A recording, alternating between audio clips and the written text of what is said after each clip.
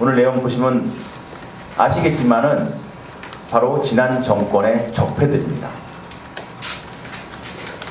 국정원 적폐, 국방부 적폐, 정치 개입, 그런 적폐들. 지금 언론 적폐 청산을 하기 위해서 저희가 나서고 있습니다. 고대영 사장의 퇴진을 요구하고 있습니다. 고대영 사장, 그리고 고대영 사장이 임명한 이 간부들이 왜 막고자 했을까요? 저희는 그렇게 생각합니다. 한 몸통이기 때문에 그렇습니다. 함께 청산돼야 될 적폐 세력들이기 때문입니다.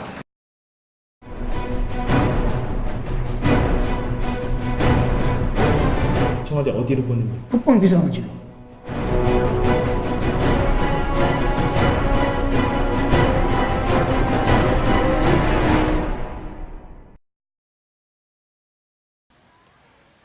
국정원과 군사이버사령부의 댓글 공작은 민주주의 파괴 행위입니다.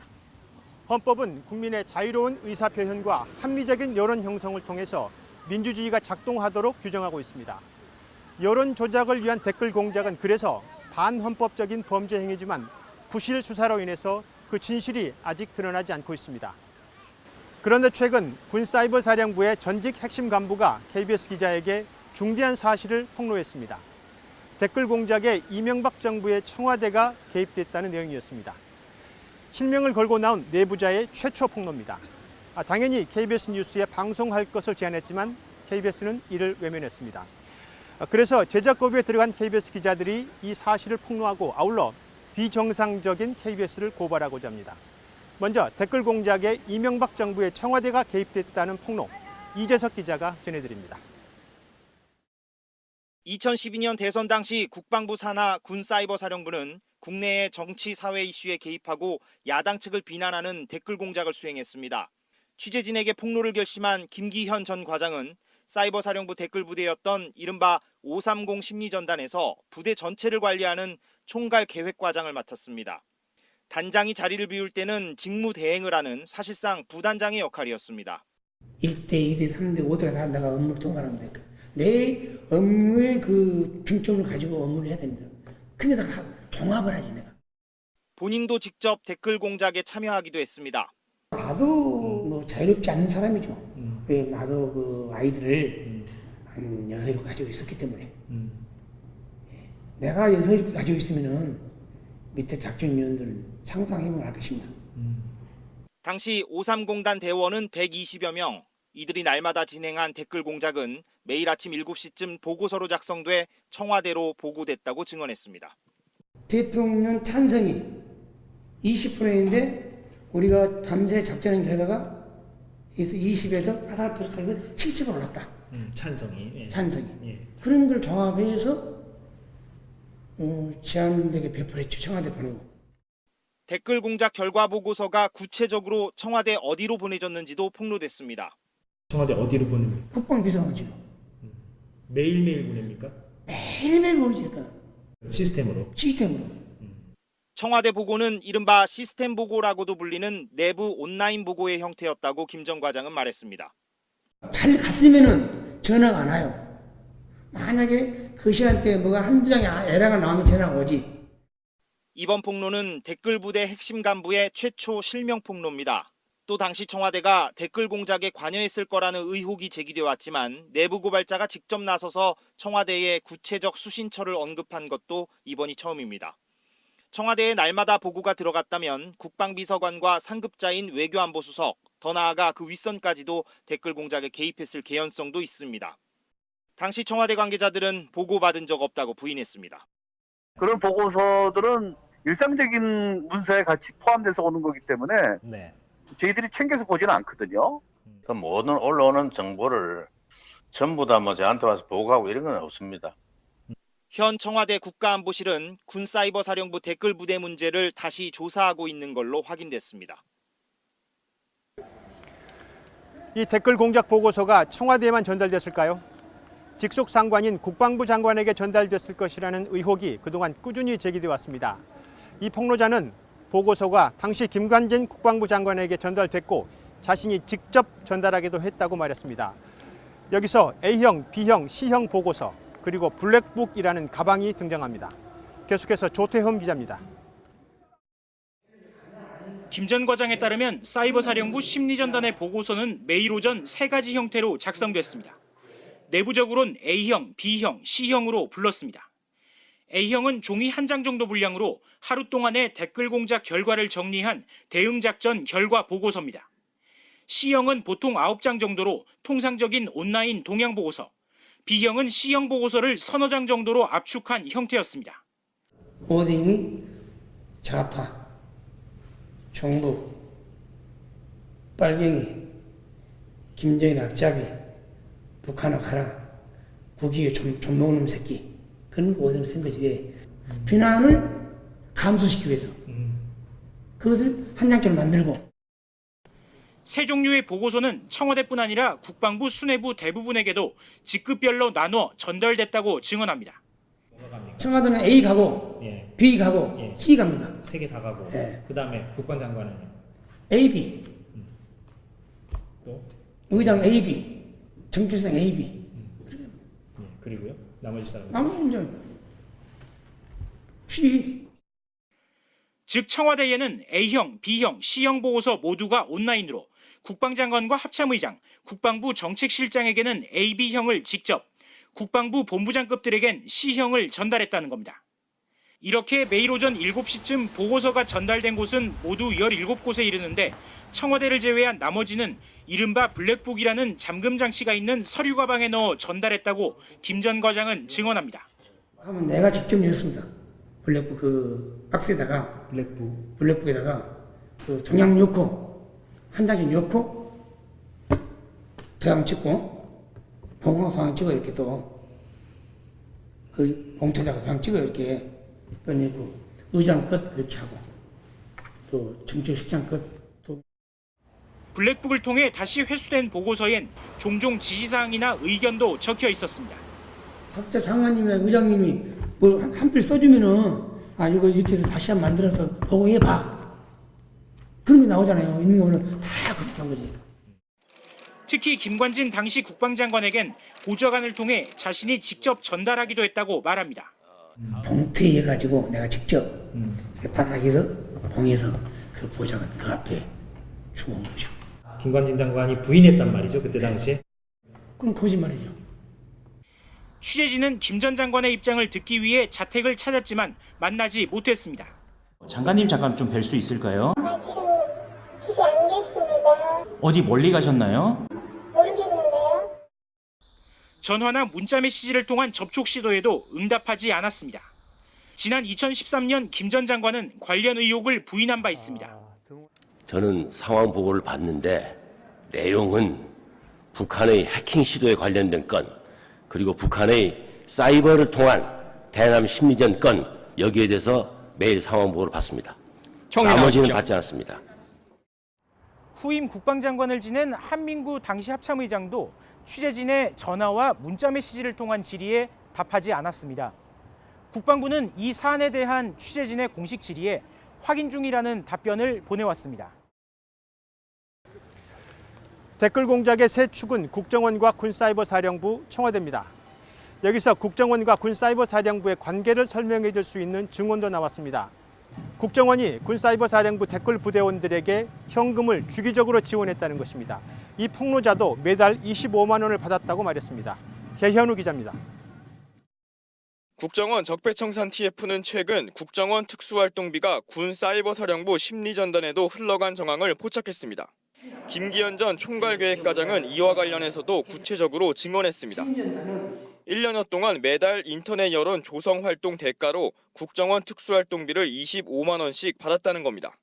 5만 원 받다가 사업의 중요성이라고 해서 국정원에서 다시 20만 원 플러스 돼가지고 김 전 과장은 이에 대한 예산도 집행했다며 자금 흐름을 설명했습니다. 기조실에서 이제 예산이 국방부로 떨어진 거죠. 국방부 떨어지면 내가 사이버 사령부 예산팀을 올려요. 돈을 달라고 현금을 나갑니다. 수백만 원의 회식비가 국정원에서 나오기도 했다고 말합니다. 300만 원 가져와서 나보다 분배를 하라고요. 이거 소리 어때요? 국정원에서 돈이 나왔다고 그래요. 대별로 분배를 했죠.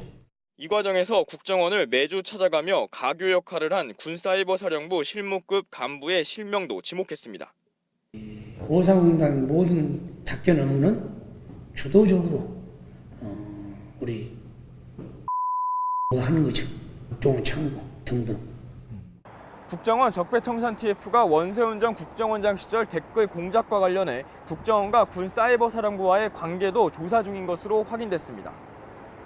특히 댓글 사건 조사 부분에서 국정원과 군사이버사령부의 공모 여부도 과제로 삼고 확인 중이라고 국정원 관계자는 말했습니다.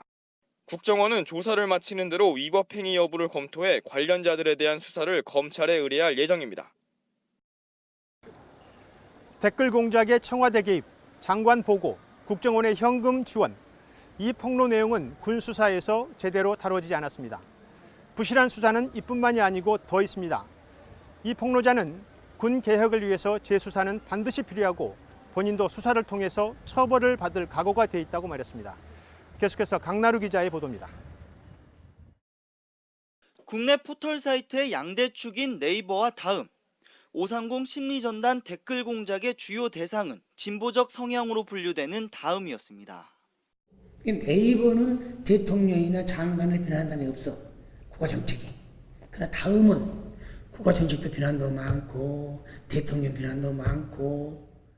그러나 당시 조사본부 수사진은 심리전단 대원들의 네이버 아이디만 대부분 수집해갔다고 김 전 과장은 증언했습니다. 소나무와 다금바리, 휘발유. 이 김 전 과장이 공개한 자신의 다음 아이디입니다. 그는 자신의 아이디뿐만이 아니라 다른 부대원들의 다음 아이디도 제대로 조사되지 않았다고 주장했습니다. 지난 2013년 수사가 반쪽짜리란 지적이 나오는 이유입니다. 진짜 오리지널 댓글단 포탈은 빠졌지.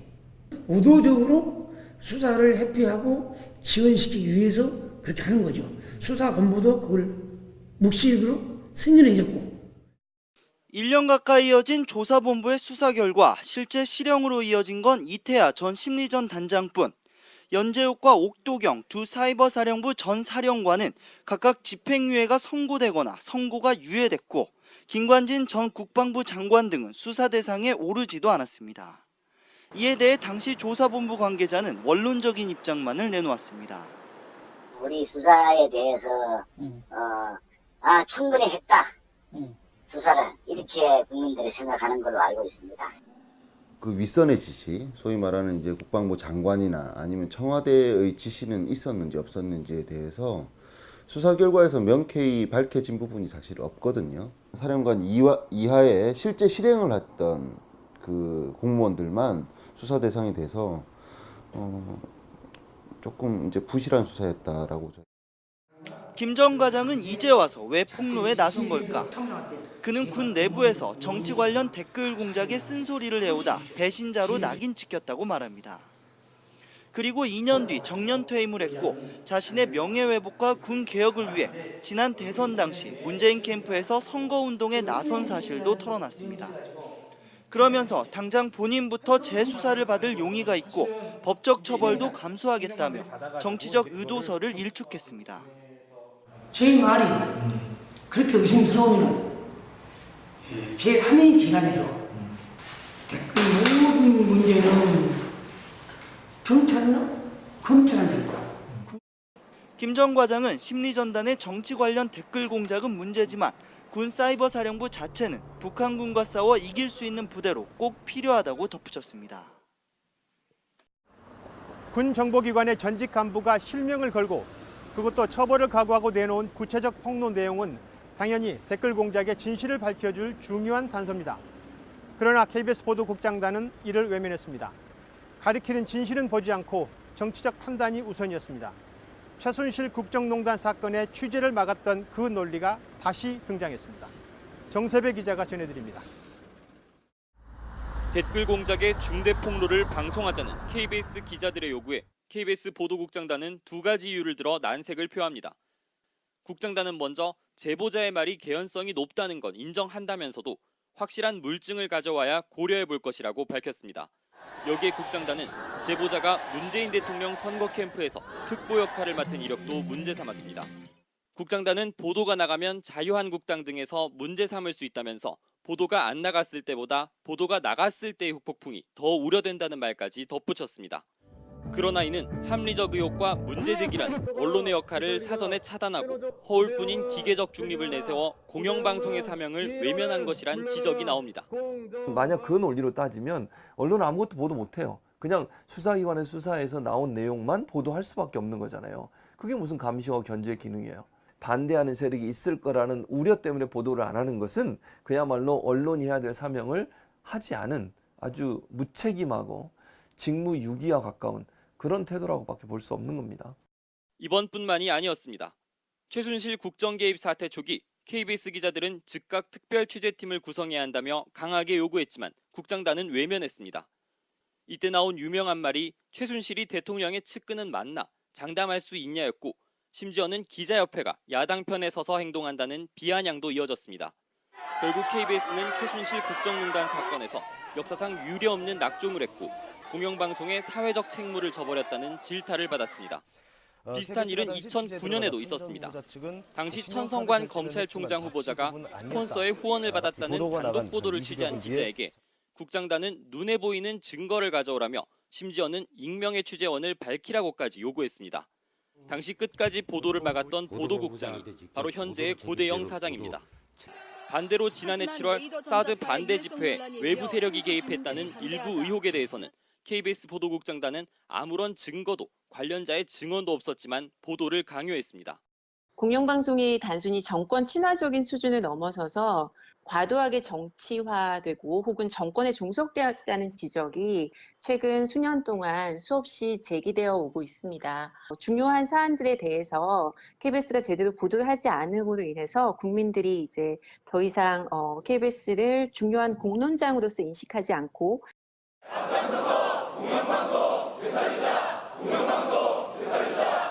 이 같은 보도 참사를 받고 공영방송을 다시 국민의 품으로 돌려놓기 위해 기자들이 잠시 마이크를 내려놓고 제작 거부에 들어갔습니다.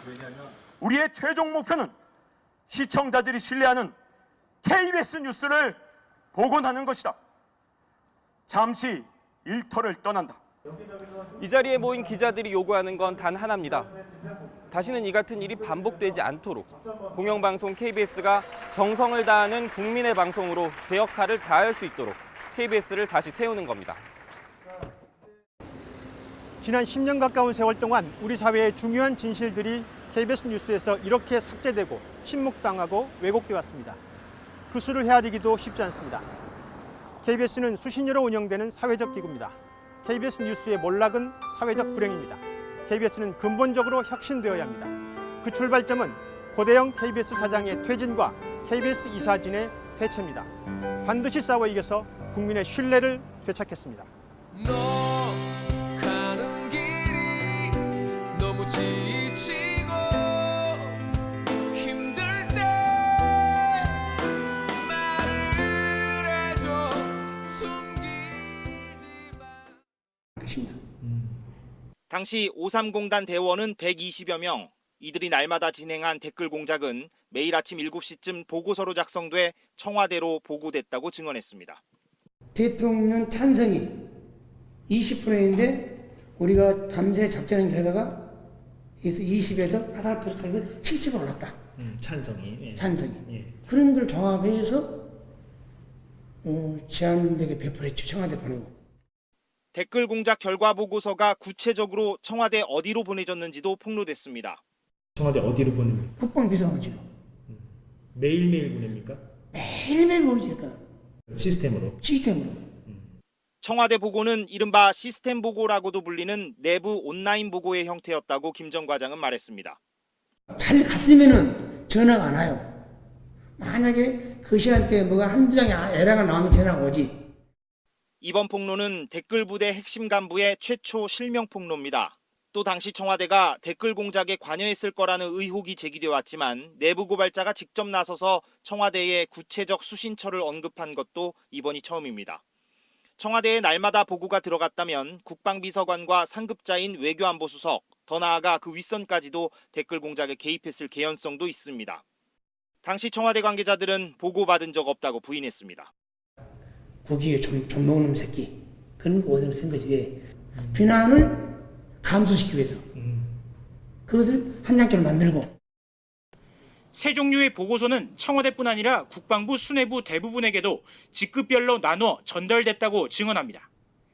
청와대는 A 가고 예. B 가고 예. C 갑니다. 세 개 다 가고. 예. 그 다음에 국방장관은요?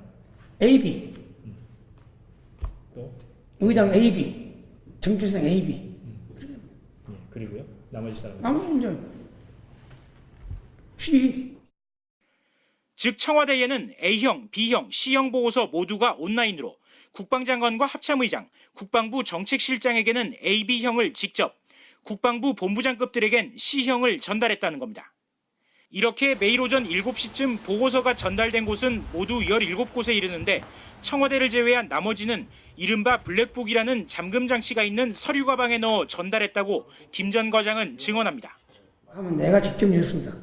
블랙북 그 박스에다가 블랙북에다가 그 동양 넣고 한 장씩 넣고 도장 찍고 봉황소황 찍어 이렇게 또 그 봉투에다가 도장 찍어 이렇게 또 그 의장 끝 이렇게 하고 또 정책실장 끝 또 블랙북을 통해 그런 보고서들은 일상적인 문서에 같이 포함돼서 오는 거기 때문에 저희들이 챙겨서 보지는 않거든요.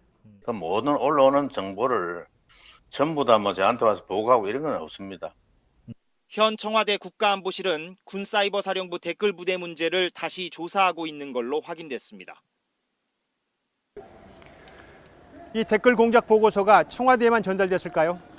직속 상관인 국방부 장관에게 전달됐을 것이라는 의혹이 그동안 꾸준히 제기돼 왔습니다.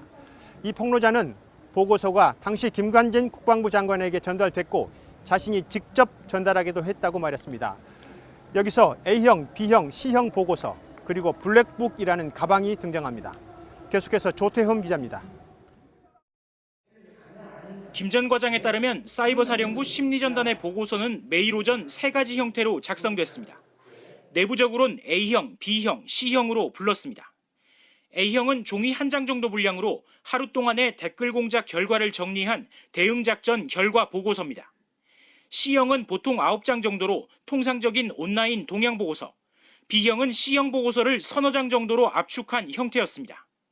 오딩이 좌파, 정부, 빨갱이, 김정인 앞잡이, 북한을 가라. 군사이버사령부의 전직 핵심 간부가 KBS 기자에게 중대한 사실을 폭로했습니다. 댓글 공작에 이명박 정부의 청와대가 개입됐다는 내용이었습니다. 실명을 걸고 나온 내부자의 최초 폭로입니다. 당연히 KBS 뉴스에 방송할 것을 제안했지만 KBS는 이를 외면했습니다. 그래서 제작거부에 들어간 KBS 기자들이 이 사실을 폭로하고 아울러 비정상적인 KBS를 고발하고자 합니다. 먼저 댓글 공작에 이명박 정부의 청와대가 개입됐다는 폭로, 이재석 기자가 전해드립니다.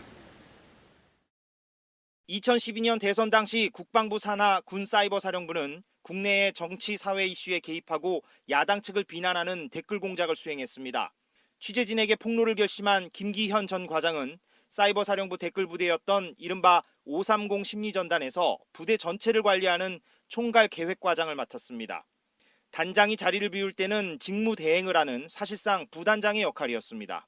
1대, 2대, 3대, 5대가 다 내가 업무를 통과하면 되니까 내 업무의 그 중점을 가지고 업무를 해야 됩니다. 근데 다 종합을 하지 내가. 본인도 직접 댓글 공작에 참여하기도 했습니다. 나도 뭐 자유롭지 않은 사람이죠. 나도 그 아이들을 한 6, 7 가지고 있었기 때문에 내가 6, 7 가지고 있으면은 밑에 작전위원들 상상해보면 오늘 내용 보시면 아시겠지만은 바로 지난 정권의 적폐들입니다. 국정원 적폐, 국방부 적폐, 정치 개입, 그런 적폐들. 지금 언론 적폐 청산을 하기 위해서 저희가 나서고 있습니다. 고대영 사장의 퇴진을 요구하고 있습니다. 고대영 사장, 그리고 고대영 사장이 임명한 이 간부들이 왜 막고자 했을까요? 저희는 그렇게 생각합니다. 한 몸통이기 때문에 그렇습니다. 함께 청산돼야 될 적폐 세력들이기 때문입니다.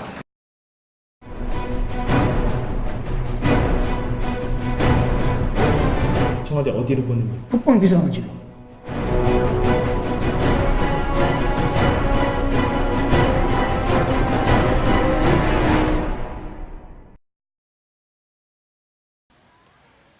국정원과 군사이버사령부의 댓글 공작은 민주주의 파괴 행위입니다. 헌법은 국민의 자유로운 의사표현과 합리적인 여론 형성을 통해서 민주주의가 작동하도록 규정하고 있습니다. 여론 조작을 위한 댓글 공작은 그래서 반헌법적인 범죄 행위지만 부실 수사로 인해서 그 진실이 아직 드러나지 않고 있습니다. 그런데 최근